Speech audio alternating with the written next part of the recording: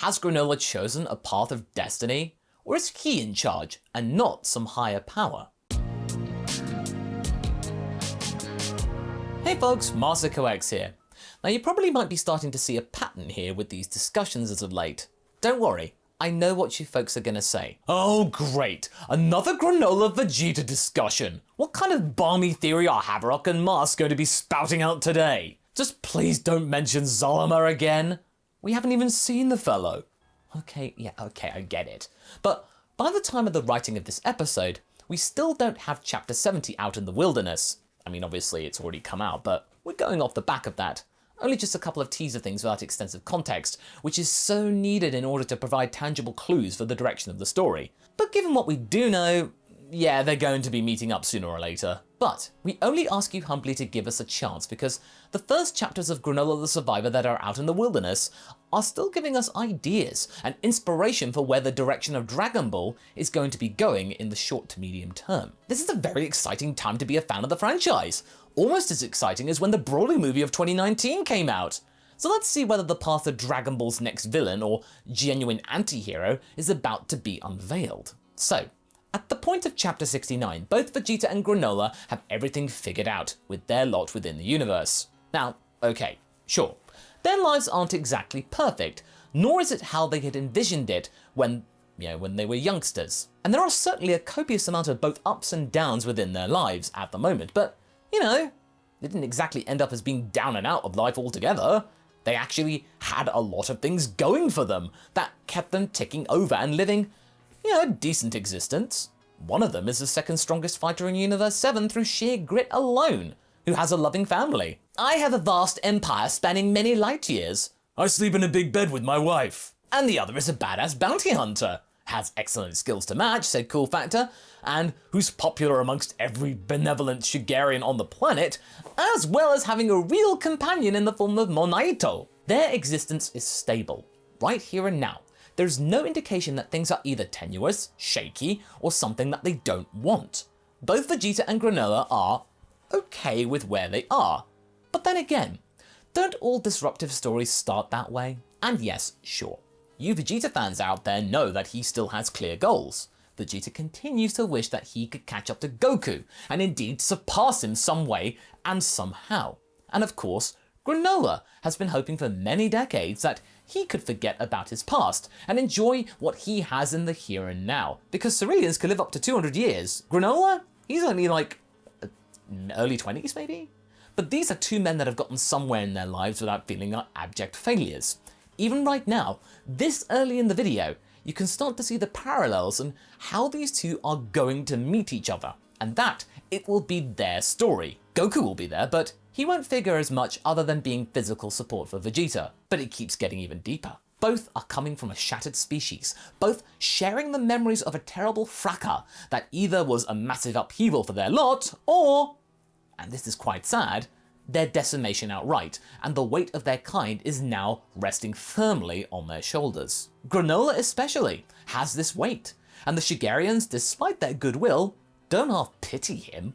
They take some sort of guilt in controlling his old homeworld, and they do offer support to him, but Granola rarely takes it, and chooses to live as penance and just exist, waiting until the clock runs out and seeing what happens.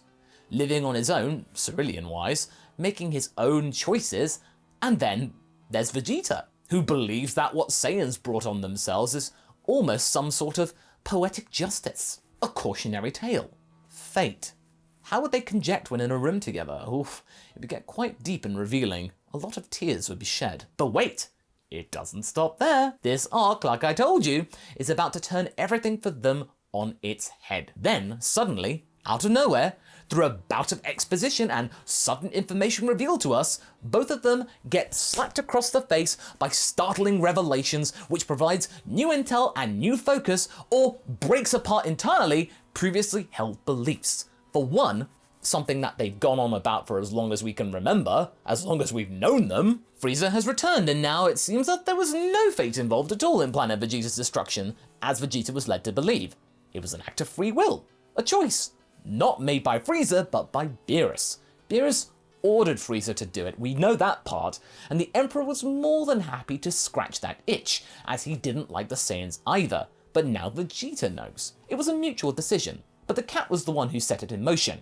And I don't think you need me to tell you how big this is for him. Something that made Vegeta's character back in the 90s is now finally revealed to the character. This piece of restrictive narrative that we have known about since 2013 has now been activated in the story, and Vegeta, he's left reeling. As we've seen in the manga, Granola finding out about Frieza's resurrection sees this as something that energizes him, an opportunity. Somebody who he longed to bring down back in the day is now back for him to bring back down again. He got his chance back after years of nothingness and routine. Now, he has something to aim for, and it's gotten him fired up. He will do anything to do it. This is also a piece of restrictive narrative, and now Granola has found out, through an info dump of course. He is more than keen to get going though. So, this is a fascinating situation in of itself, as we have two veterans and pretty realised characters in their own right at this point of the story, as in we actually understand them, that are forced to once again face and reevaluate certain aspects of their respective pasts. It's time for them to realign their lives. Now okay, you can probably tell that we are getting very excited about this new arc, but we're going to be remaining pragmatic with all of this. We are not going to get too hyped up, as we could easily have a stinker of a chapter further on down the line, which throws everything back into the gutter. It has happened before. However, with the Granola the Survivor arc, we plan to not repeat some of our mistakes that we exhibited from the reading of the Galactic Prisoner arc, the previous saga.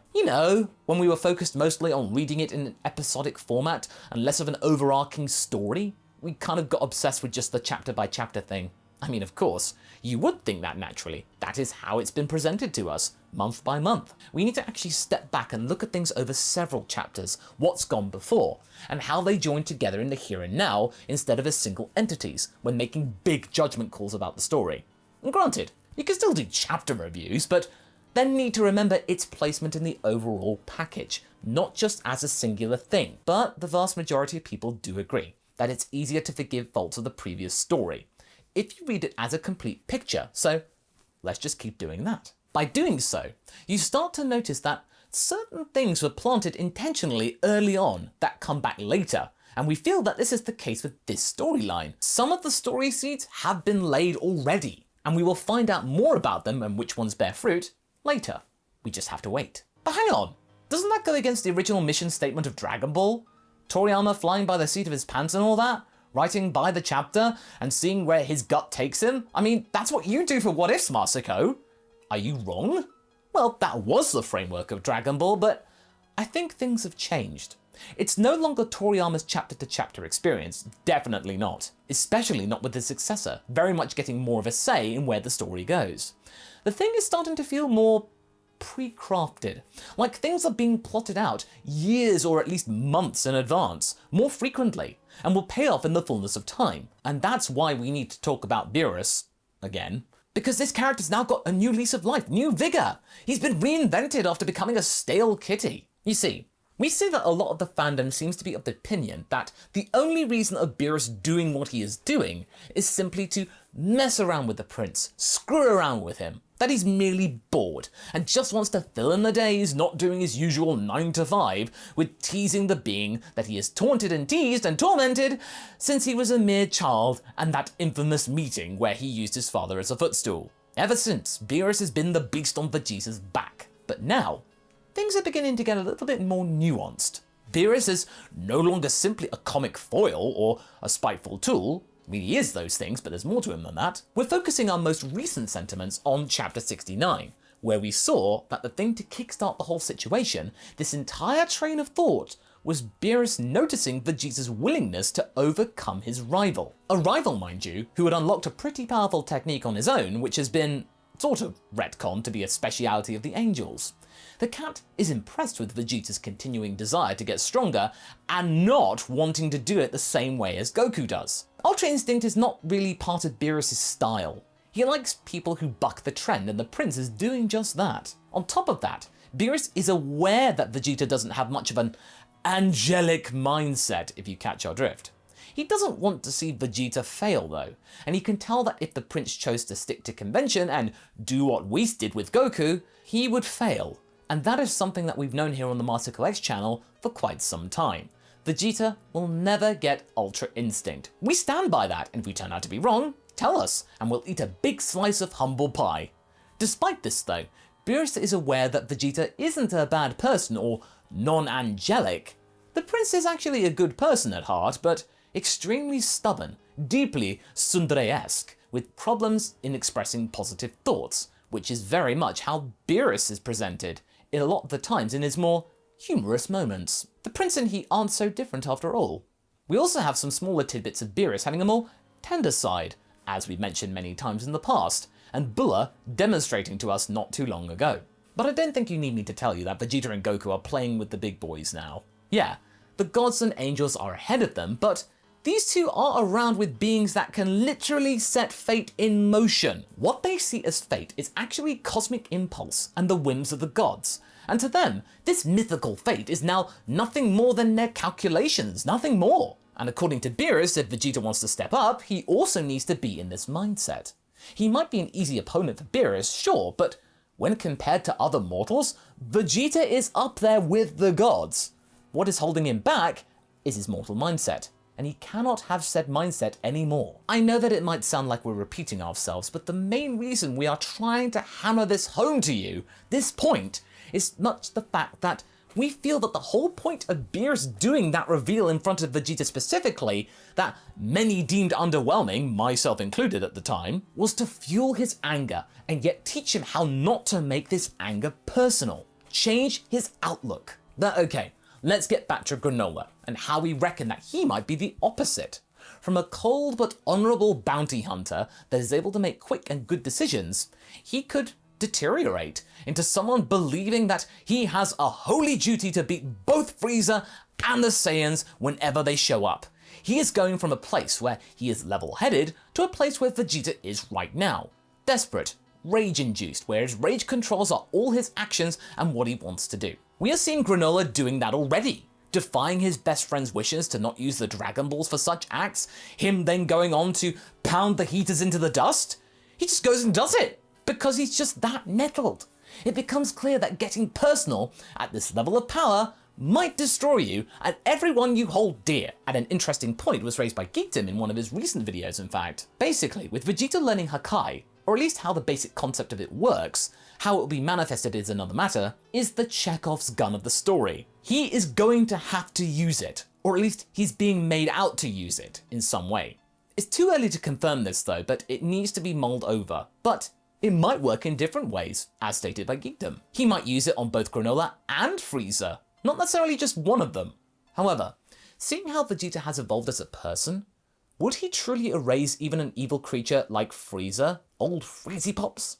Is he actually capable of doing the deed that people have wanted him to do for so long? Is there any point now that he knows that Freeza wasn't the main instigator of Planet Vegeta's destruction?